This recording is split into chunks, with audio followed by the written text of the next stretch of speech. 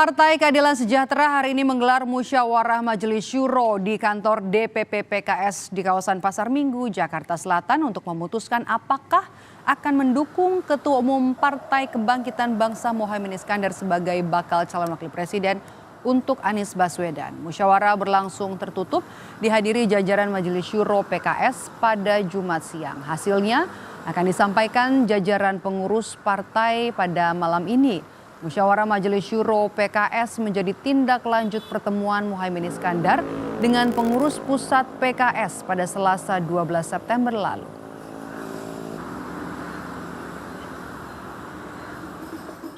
Sementara bakal Capres Koalisi Perubahan Anies Baswedan memastikan bakal hadir dalam Majelis Syuro PKS hari ini.